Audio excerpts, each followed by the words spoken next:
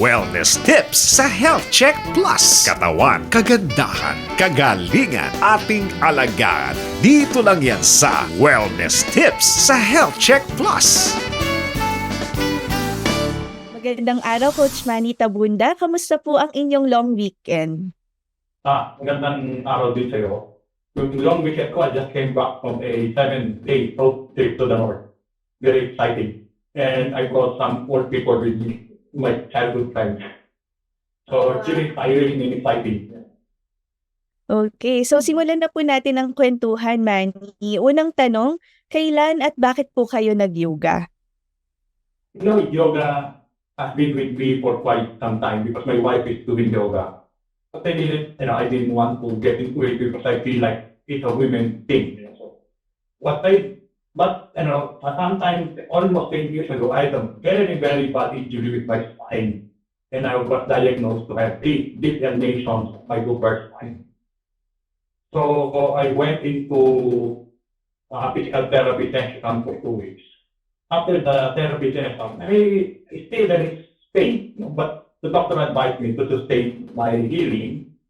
Maybe I can take up yoga because he said that I have the discipline. And I found out that most of the movements we're doing in the physical therapy are derived from yoga poses. We just call it differently, like extensive or hold, stuff like that. So it's a good thing. There is a yoga studio, newly open studio in Celebrity, so I joined. The first time I joined is a little bit scary and traumatic for me because it is an advanced class. It's what they call it a master class, where all my classmates are teachers and looked at teachers. I had a hard time, but I tried to cope up, And then at the end, we have this Shavasana, when we lie down and rest. I never felt so good for a long, long time. When I wake up, I feel so light, so rested. On that day on, I never look back. I practically practice yoga almost every day, except Sundays. So it's been a good journey for me. Nakakatawa po yung journey ninyo. And at your age po, no, very important talaga na may activity, lalong-lalo na amazing po na kahit may bad injury sa back ay nakapag-yoga pa din po kayo. Yeah, of course, there are some movements that I could be worried. But now no more. I don't have to worry about my lumbar. I don't have to worry about my sciatica. And I can do poses that, all those poses you see in Facebook or YouTube. Now I can do practically all of them. So, and then as I grow older, I notice that I'm getting weaker also. Even though I'm doing yoga, may makakaramdam ka rin ang hihina. Then tumatanda na rin tayo. And then I discovered that we need to build our strength because yoga is not really complete in the sense that it doesn't build resistance, it doesn't build that much strength, or it doesn't do much cardio. I need cardio and I need some strength building. So I went into some resistance training like TRX. I don't know if you've heard of it. It's called the resistance exercise, which uses straps as a body weight. It's more of a body weight exercises. And when I joined a teacher's training, coach training for TRX, and I'm the oldest guy there at 68. I think I was 68 and I took up the baby. And most of my classmates, the youngest was in the late 30s, practically half my age. So I passed the coach training, and then I complemented it with yoga. So every Monday I teach that TRX yoga with high intensity interval training for you to sweat and build up strength. When you do yoga, it will be easier for you because you are able to build the push and pull muscles. So this is very important for your stability in any yoga pose. So that's what I do now. I found a new career. Amazing po, no? Not only for the yoga poses but also for the strength and balance din po pala. Manny, let's go back to your journey kasi nasabi po ninyo na nag-rehab po kayo when you started yoga as recommended by your doctor. Ano po yung pagkakaiba ng rehab regimen ninyo sa yoga exercises na ginagawa ninyo? PT kasi you have a physical therapist na nalalayap ka, every movement ang tutulong siya. When you do your yoga, it's just about you yourself, your inner, you're having that inner conversation, where to go, what to do. So you're by yourself. And there will be more poses. No? Unlike in physical therapy, very simple lang yung mga movements. But this time when you do yoga, you combine it with breathing, which is a very important component in yoga, where you can establish what we call in yoga mindful movement. Now you're not just moving, but you are also synchronizing your breath in those moves. When to inhale, when to exhale, and you do it with mindful movement. In other words, you know where your parts of your body are going, what part of your body is on the ground, on the air, stuff like that. So all of that, you have to be mindful. That is one thing that I have learned that is different from any other physical exercise. It's the mindful movement taught in yoga. There are certain principles, certain concepts that we are teaching in yoga that is really not present in other exercises. The closest regimen that I can say no to yoga is Pilates, the Pilates exercises. But other, I don't know. But I use the other exercises for strengthening, for resistance, because I need to recover some strength for my balance. As you grow older, you get to be trained and you lose some balance. So that is what I'm teaching also, how we can still how you can recover your balance or maintain your balance as you grow older. So we will not have accident. Okay. Ayan. So, aside from mindful movement, strengthening and resistance, how did yoga help in your rehabilitation? There are so many exercises in yoga pertaining to breath.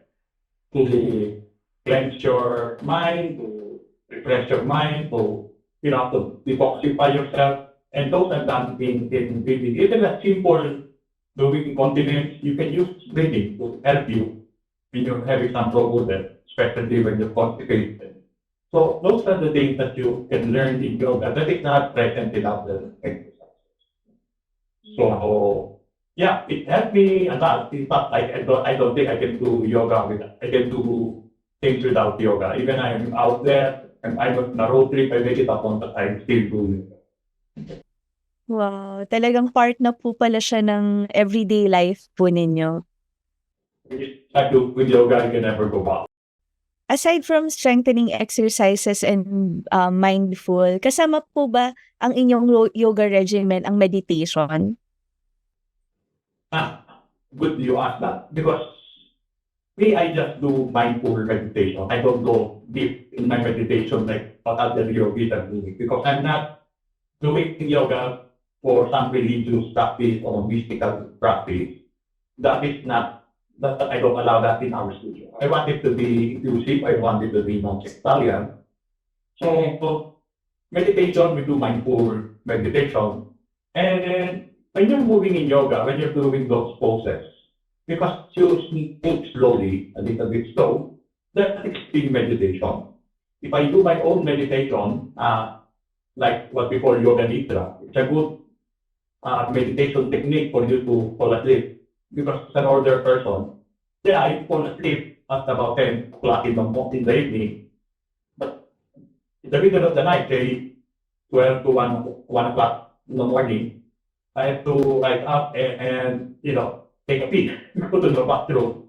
And coming back to bed is really difficult when you're walking up like that, it's very difficult to go back to sleep. So I use the yoga nidra as a type of meditation that will allow you to sleep soundly. So I have no more problem with that. So I can sleep until at least I need about 6 to 7 hours of sleep. I don't really need 8. Sometimes 5 hours is good enough for me. We've touched about your yoga practice and nabanggit nyo na din po yung sleep ninyo. Now we go to diet. Meron po bang pagbabago sa inyong diet before and after your rehabilitation? It's a good, yeah, I'm happy you asked that. Because you know what? After few months of practicing yoga, there is what they call the unity of the body and the mind. Sometimes the mind is applicable to the body is rejecting, but the mind is very insistent. So after 2 to 3 months, whenever I eat adobo, steak, after that I grow up. I think something is wrong with me. So I thought that I have allergy or something. I just grow up. Maybe my body is helping to reject all those unhealthy food. Therefore, so, okay, if that's what my body says, I will listen. So I went plant-based. Which up to now, almost 9 years, I'm already plant-based and I feel healthier, I feel stronger by being plant-based. So it's not something that as a yoga practitioner you have to, but if you listen to your body well, you have no other choice but to go in that direction because you have to have a complete holistic wellness. So being a vegetarian is a natural, path to go. So I didn't force myself. I just decided, oh my God, my body has been very relaxed. I was able to control my diabetes. I have no hypertension now. So I'm happy. Really like that because happiness is not just about food. It's not about just about But I drink. I sometimes I drink beer. Sometimes I concoct cocktails. It's not food. I love to do cocktails also. Not for me, but for other people. So that's it. Live normally, but the only difference that the only difference that I lang, naging plant-based ko in my diet. Siguro po gusto ko lang tanungin, were there challenges lang din po? Kasi knowing that the Filipino culture is mostly, lalo na yung cuisine natin, is mostly meat-based po. Were there challenges when you shifted to plant-based? Yeah. Mahirap din kasi sa akin maswerte ako. Some people are having hard time to transition from meat-based to plant-based. Maswerte ako that because my wife is plant-based nung pa. Una na tayo plant-based, no? Siguro before I done plant-based for 15 years, it's been so the food is good and she's a very good cook. So I didn't have that same struggle that other people face when converting into plant-based diet. Manny, kayo po ay may fitness studio sa Celebrity Sports Plaza at isa sa tinuturo niyo doon ay aerial yoga. Ano po ba itong aerial yoga na ito? You know what? Konting advertisement lang. Yung studio natin sa Celebrity, parang the most complete yoga facilities in the country. Yeah, I would say that because we have all those things that are not present in other studios. Yung mga facility pagiging eclectic ko. If anything that is good, we don't pressure ko. Yung iba kasi meron silang sinusundan na athlete that want to be this, they want to be that. Nakakako na sila sa mga whatever yoga style they want to. But no, I'm not. I'm not part of that yoga studio na meron silang style na gusto nilang ituro. So, one of the things that we offer is the aerial yoga. Aerial yoga is a combination of yoga poses and a little bit of aerial acrobatics. So, inumbay. But basically, you're doing aerial yoga, but you're just hanging inside the hammock. It's still hammock, synthetic still hammock. Na para siyang, and a little bit stretchable yung materials. And one thing I noticed, it's one of the most attended classes we have yung aerial yoga because most of them are young people. I was asking them, how come you want aerial yoga, not the yoga of the mat? They said that, a little bit boring. So they want to do a little bit some excitement, so they want to be aerial yoga. And practically half of the students that we have, they have no experience in yoga, in mat yoga. They just went on the air and in fact, because of that discovery, now you don't have to practice yoga on the mat, really real yoga. Sila naging sabi nga ng pitawag ng student, say, knowing both mat and aerial yoga.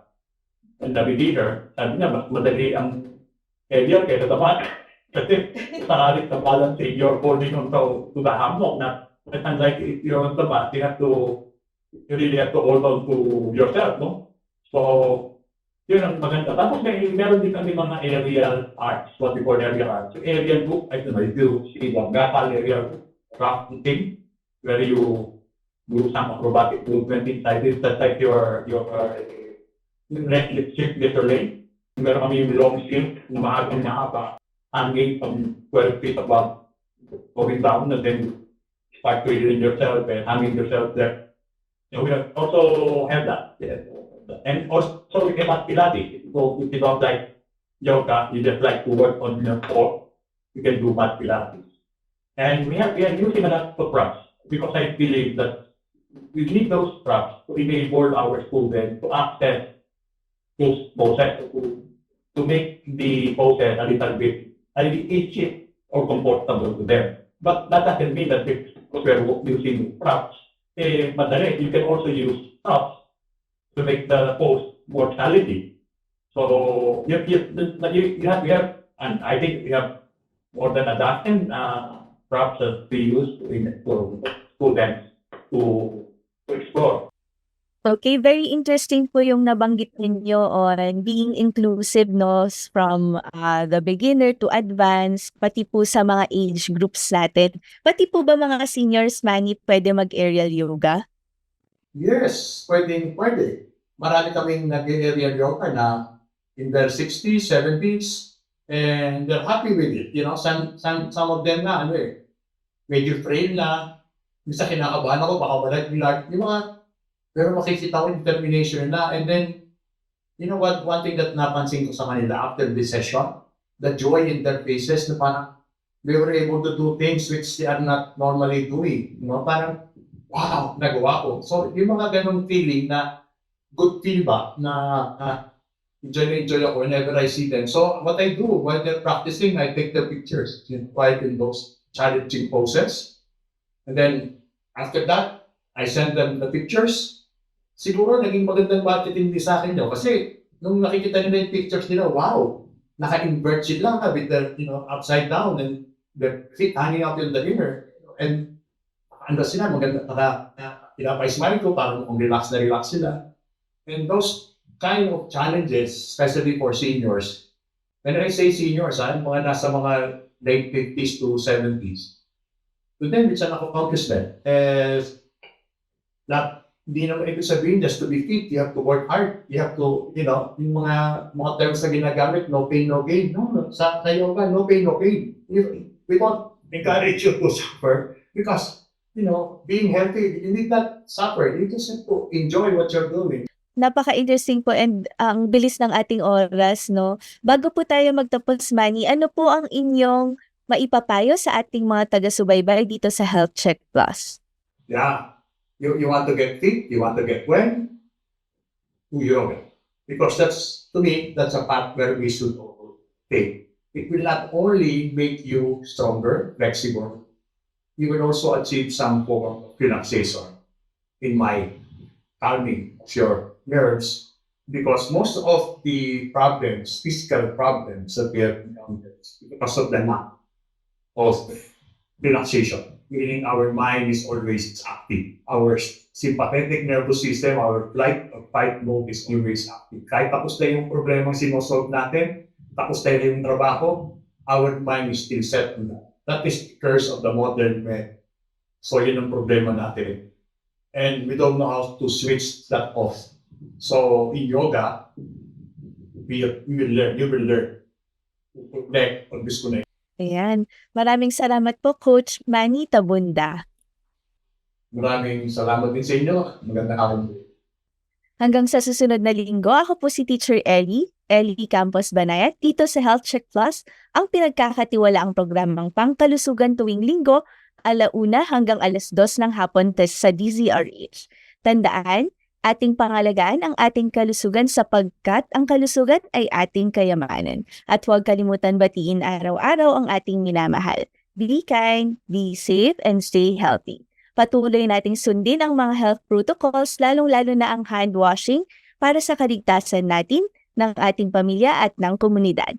Ang Health Check Plus ay production ng Vital PH Science Incorporated, kasama ang Manila Broadcasting Corporation. Mapapanood niyo ang iba pang video on health, wellness and beauty sa YouTube channel ng Health Check Plus at www.youtube.com/c/healthcheckplusph.